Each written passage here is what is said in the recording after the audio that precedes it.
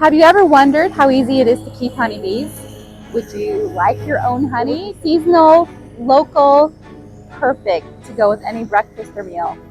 The good news is, it is not hard. I'm Ingrid, this is my farm. These are my bees, they're brand new. And I want to talk to you about beekeeping. We moved to this little farm about 7 years ago. And since then, we've learned a lot of things because we did not farm before. We did not homestead before. All of this is brand new knowledge to us.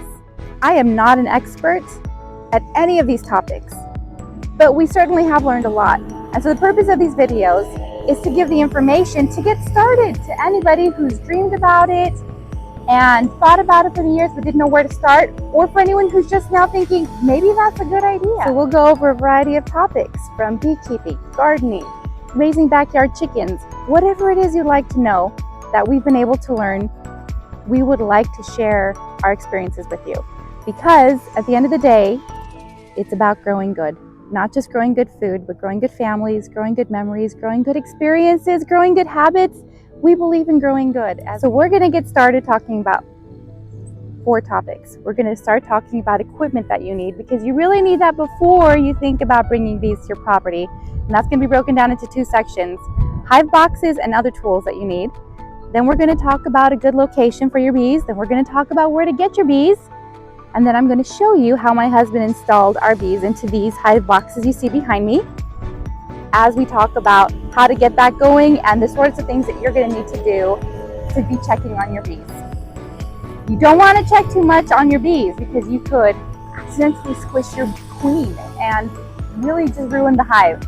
So the good news is they're not a hands-on type of thing on the farm. They're do best when you leave them alone, but you just manage them and check them. So I know a lot of people feel intimidated. So before we start, let me address that.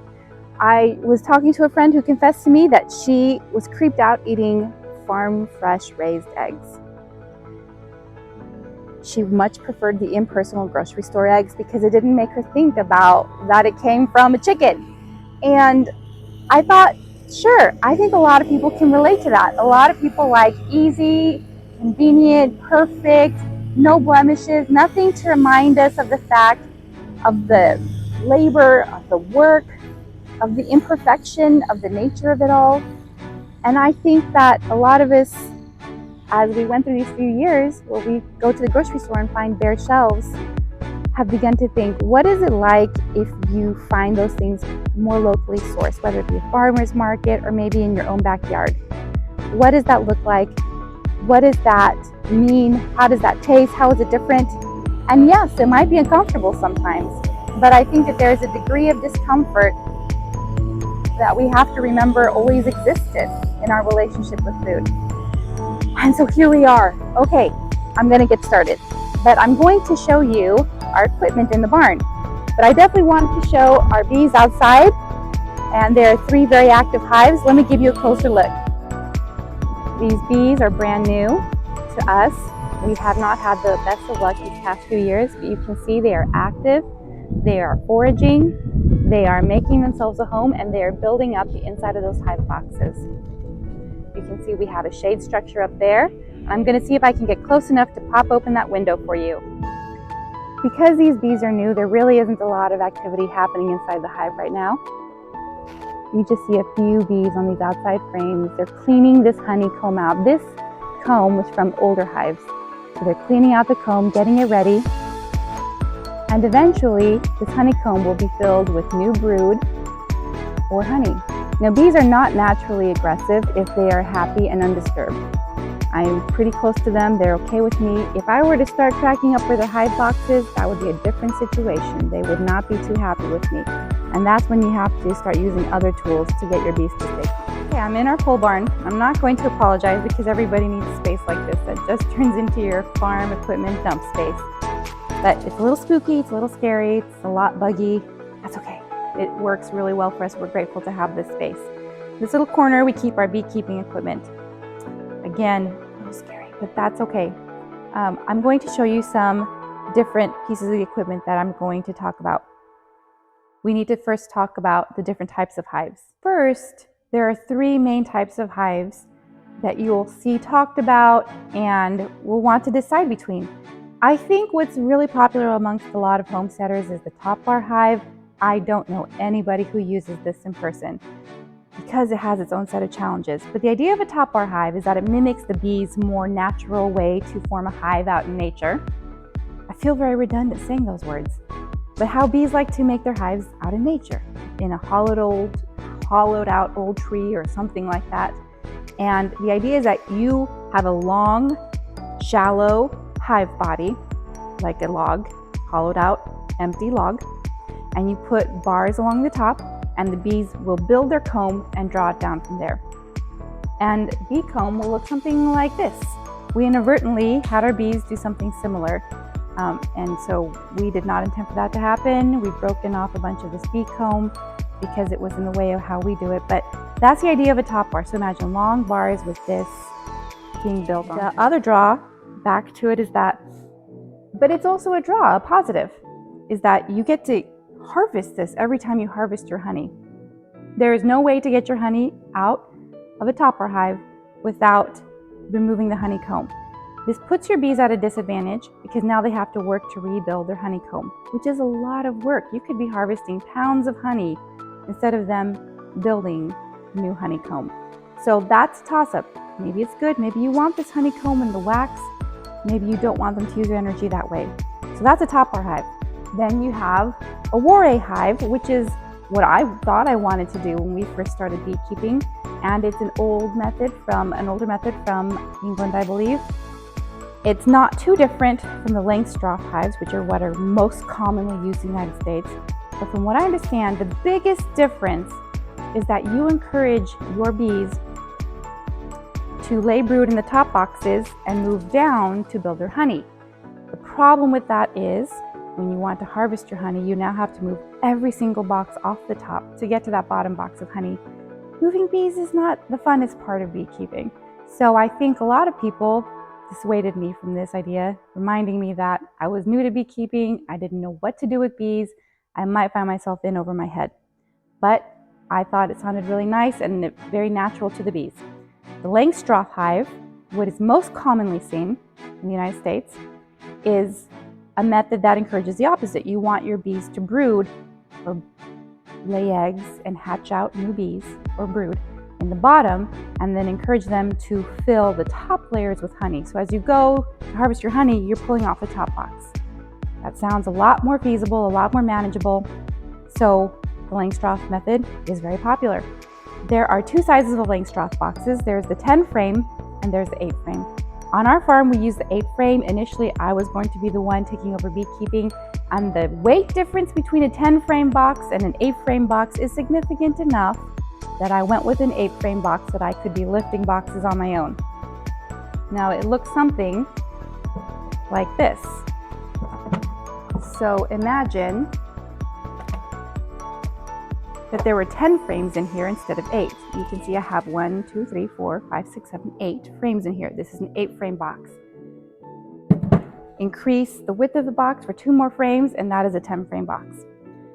Okay, so now we've talked about top bar, warray, Langstroth boxes, and I've explained to you that we are using Langstroth, and this is likely the equipment you're going to find if you go into a Tractor Supply or a Rural King or any major supplier in the United States. So you get to pick 8 frame or 10 frame. 10 frame is the most common. That's most likely what you will find. So there are 3 different sizes of boxes, and you get to decide, do you want a medium box, a shallow box, which is even more narrow than this, or do you want a deep box? So that will likely be determined on your local area, your local climate, and how much space your bees will need through the winter, through the summer, how much honey reserves are going to need to get through that winter. So that will determine, your winters will determine how much extra honey you leave for your bees throughout the winter. So I hope that it sort of explains the deep, medium, shallow. Something else that might affect your decision is the weight. If you don't want to be lifting this box full of honey, which I can tell you, and this is an 8 frame, not the 10 frame, remember 10 frames are even heavier, is significant. It is very heavy. Then maybe you only want to be running the mediums on top of your hive in a deep box. Or maybe you only want to be running the shallows on top of that. So the weight makes a big difference. How much space your bees will be keeping warm in the winter makes a difference, because you don't want to give them too much space to heat up. That costs them a lot of energy. And how much honey you need to leave them to feed themselves will make a difference. But the frame on a deep box, which is this size, I'll explain to you why this looks so bad, is about this size, and this is for a medium box. And shallows, they're even more shallow than that. Covered in spiders. Everything I touch is covered in spiders. If you go to get your equipment, you also need to know about the different kinds of frames. When we started, we wanted very natural products, so we picked frames that had wire with wax built on top, and our bees loved it, and they built beautiful comb on top of it. But the problem was, when the wax moths moved in, this is what we were left with. Nothing on this frame, and it cost money to rebuild this. So we decided to abandon our beautiful wax foundation frames and go with Plasticell, which this is a plastic that's coated in wax, and our bees seem to like it just fine. It's a lot less maintenance. This isn't a beautiful frame, but you can see that the bees built their honeycomb off of this plastic cell. So they did like it, they did use it, it did work out for us. So go with what works for you, but the plastic cell for us has been more durable, which in the long run has meant saving money. Other pieces of equipment that you're going to need for your hive box, there's a bottom board. I cannot show it to you because it's in our hives, but I'll put a picture up here. A bottom board. On your bottom board, you're going to set your hive boxes, whether it's 1, 2, or 3 boxes, whether it's the deep, the medium, or the shallow boxes. Whatever combination works for you, those go on top of your hive board, and you begin to stack them. As your hive grows, you might start with 1 deep, like we have out right now, and then you will stack as they grow another medium. We choose to use the mediums, medium, medium, medium on top of that as they need more space. But you stack them, and then you put an inner board on top of that. Again, I will put a picture up here. And on top of that inner cover, you have your outer cover, which is like a roof. And that's it. Those are the parts of a hive that you need to assemble together. If you don't want to buy them, because all of these things are expensive, you can save a little money by buying them unassembled and you assemble them yourselves. But a lot of times in your local beekeeping groups will be people who find that they have equipment they no longer need. Maybe they've downsized, maybe they decided to stop doing it, maybe they're moving and don't want to take it with them. So there is a lot of swapping and there is a lot of reselling of old equipment that happens. And I suggest you look into that because it can get pretty pricey to initially start up a few hives. Moving on to the second point, the other tools that you're going to need. I think a lot of people are familiar with this, which is the smoker, because the smoke helps to keep your bees calm. It is possible to burn your bees, to singe off their wings and hurt them. So you want to be careful using this. My husband likes to start a fire with cardboard, but use the smoker pellets that are often sold alongside with it because it keeps a nice, low, even fire. You want to start that 15 minutes, 20 minutes before you work with your bees so the fire is not too hot. And then you just squeeze this out and the smoke comes out and can calm your bees down. A hive tool. You're going to use this to crack open your hive boxes and also to crack open between the frames because everything will get covered in propolis, which is very sticky. It is surprising. It is like a glue. So you're going to want a hive tool to help you crack things open and get in there and be able to move things around. There is also a brush. You'll be brushing off bees off your equipment. And of course, let's not forget protective equipment. You can use hats with nets, with just veils, which is often what I'll use if I'm just going to be out there playing a less active role. But if you're going to be opening up boxes and working with bees, you will probably want something that is a full suit with a zip-on hoodie, and you make sure that everything gets zipped up really tight. No gaps, no holes, because we have stories and getting stung is no fun. So this is very important. A lot of people will tell you you don't need it. Their bees are so gentle, and that is largely true. But there will come a time when you need it. if your hive gets knocked over on accident, they will be out to kill you. And so you want to make sure, not that they could actually kill you, but that is the natural instinct that they have. And so you will want a good suit. It's just safer to work with them, especially if you've got little children. So those are the tools that I recommend to have when you get started, that we find that we use. I almost forgot to talk about this last important piece of hive equipment, or a tool, and that is the honey extractor. Most people want bees to get the honey. So this is our honey extractor. What we do is we put in here 2 frames, and it has to be balanced, otherwise you'll break your extractor.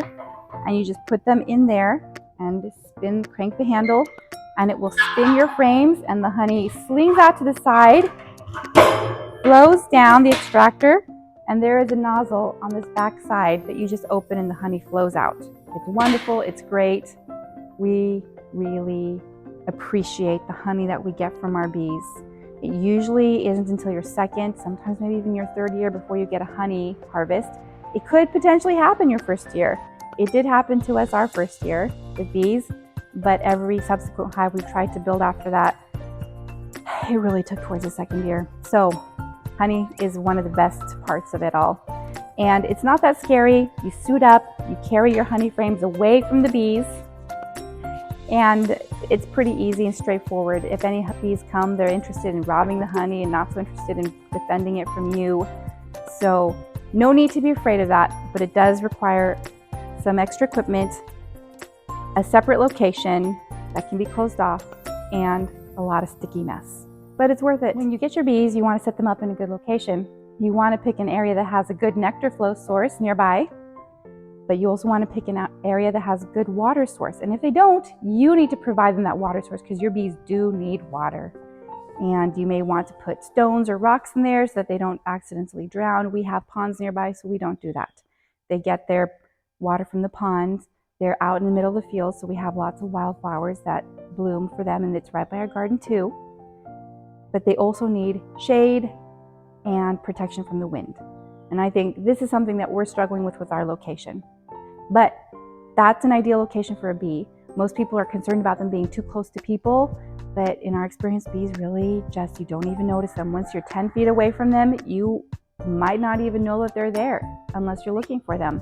They really tend to spread out and not bug people. So some people suggest planting a hedge around them so that they're forced to fly up and away and immediately out of the way of human traffic.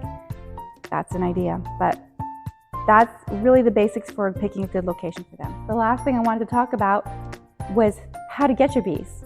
And I think that's something a lot of people want to know. You can buy them online. That's what we have done. I particularly wanted buck-fast bees when we started our beekeeping journey. We now use Italian bees. But because of that, I did order them from certain apiaries online. You can buy a 3-pound package of bees that comes with 1 marked queen. And that's usually what we do to save money. If you really want your hive going, you pick a nuke, which comes with, I believe, 3 or 4 frames already with comb started on it, your queen's already laying eggs. Those bees are ready to go to get your hive running. And that's a more expensive option, but obviously more effective. So you can do nukes, 3-pound packages of bees. You can pick just a marked queen if you know that you have bees that just need a queen. You can just buy a marked queen online too. The other great idea is local swarms. And you know that those local bees are going to be good for your area. So if you know a beekeeper, if there's a local beekeeping club, if you have a friend that has hives, they're pretty easy to split. A lot of times a hive that's growing too big will form a queen cell, which is a cell for an egg, but it's horizontal to the rest of the frame.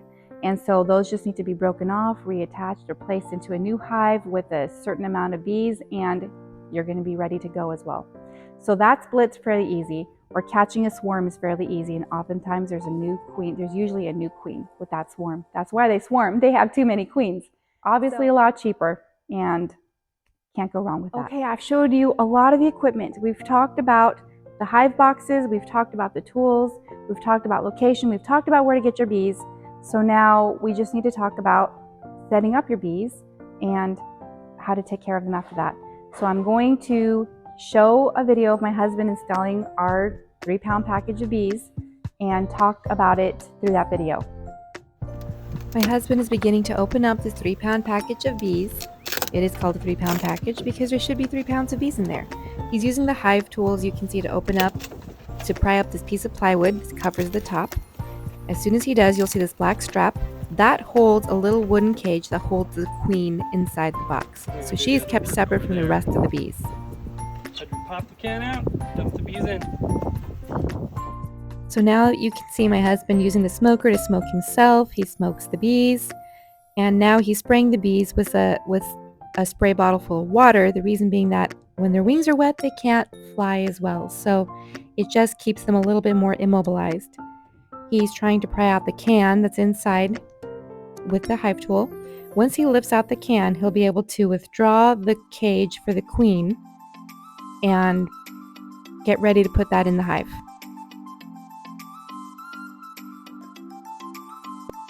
So he's got the can, he's pulling that out right now, and as soon as he does, he'll pull out the queen cage right there. Here's an up close, so you can see this little wooden box has the queen inside of it. It's sealed with a cork. Sometimes it's a candy seal, the candy stopper, so that the bees can eat through it. I think this one just has regular cork. So he's going to grab his knife so he can pry out that cork,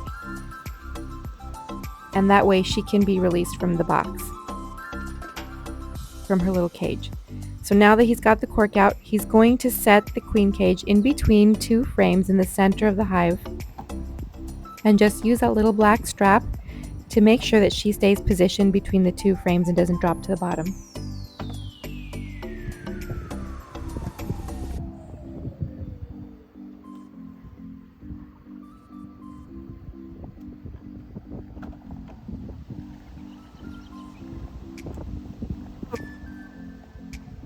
Now that the queen is secured, he just has to shake the rest of the bees into the box. So he's going to spray them down with water again.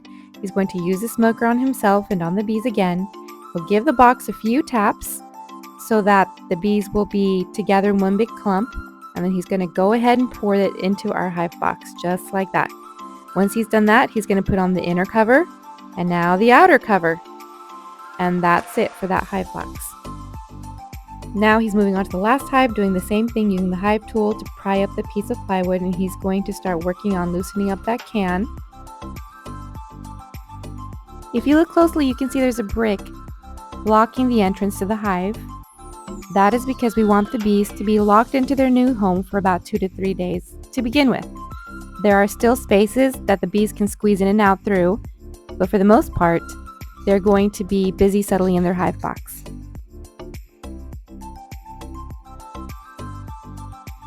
Unfortunately, in this package of bees, the strap holding the queen cage has come loose. He's holding it up there, and so the queen cage is sitting at the bottom of the box with the other bees, and he has to get a little creative or figure out how he wants to pull her out of the box. If you're wondering that I'm unsure what I'm doing, you're absolutely right.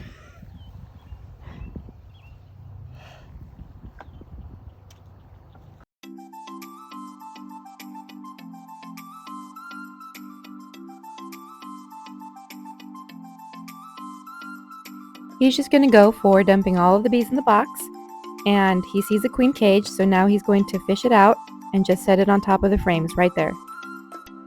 If you're wondering about those extra bees left in the box, he will just set those boxes off to the side, and those bees will make their way back into the hive. Okay, this is the end of the video, but I know somebody is going to ask me if we've heard of the flow hive. And the answer is yes, we have a couple. And we tried desperately to get our bees to use these, and they just wouldn't.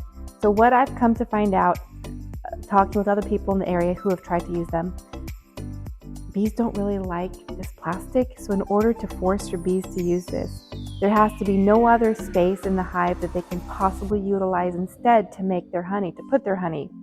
So where we normally like to have, this is the size of a deep. We usually like to have one deep to start them out in, then another deep for them to build lots of brood in, and then we would put our honey supers on top of that, usually the medium boxes. So instead of putting our medium supers on top, we put the flow frames on top, and they just wouldn't. They would not lay one drop of honey in there. There was not one drop. So we found out from a couple other people who live in a similar climate to us that they just left one deep box for the brood, and they didn't put on a second. They just put the flow frame on top of that, so those bees were forced to have no other place to put honey but in the flow frame. Now that leaves a problem because your bees won't have frames filled with honey left over to store in the winter. So you would need to take this off with enough time to put on a regular deep or whatever size you want and have them build up their honey supply for the winter time. Not something we were willing to deal with at that time, so we haven't experimented with it. But the bottom line is that these are amazing. And if you haven't heard of them, the idea is that this is a honeycomb that they no longer have to build. You use this key when you're ready to harvest honey, slide it in there, and these will crack open and the honey will flow out through valves that you attach here. And it sounds really simple and wonderful, and we were really excited for this to work. But we didn't get ours to work.